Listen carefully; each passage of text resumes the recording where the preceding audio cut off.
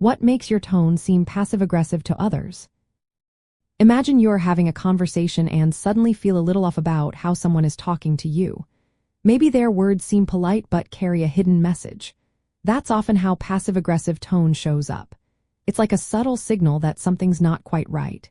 When people use this tone, they tend to hide their true feelings behind words that seem neutral or even friendly. But the real message is often critical, resentful, or annoyed. This style of communication can leave others confused or hurt because they don't see the direct criticism. Instead, they get hints or sarcasm that can be hard to interpret. Passive-aggressive tone comes from a mix of not expressing feelings openly and trying to control or criticize indirectly. It started in the mid-20th century when soldiers would resist authority without openly defying it. Over time, the term moved into everyday language to describe indirect hostility. You can spot it in daily life through certain words and behaviors. For example, someone might say, "Nice of you to finally show up," when they are actually upset about being kept waiting. Or they might compliment you by saying, "You look so much better when you smile," which sounds nice but actually hints at disapproval. Another sign is when someone makes vague requests instead of clear asks. Instead of saying, "Can you help me clean up?" they might say, "I guess no one else is going to do it," leaving you to figure out what they really want.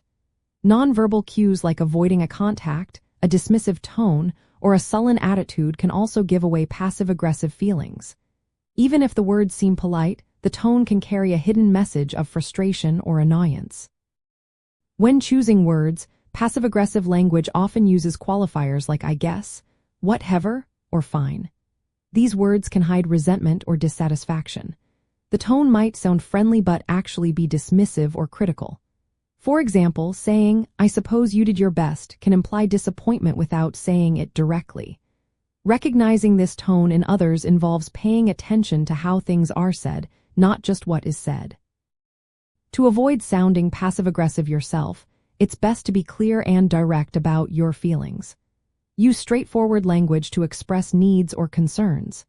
Instead of hinting or making sarcastic remarks, say what you mean honestly.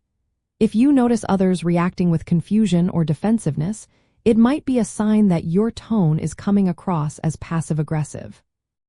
For example, if someone asks if you want to go out and you reply, "I guess I could," with a sigh, that might sound passive-aggressive. Instead, try saying, "Yes, I would like to go," clearly and kindly. Being aware of your tone and choosing your words carefully can make your communication more open and less likely to cause misunderstandings.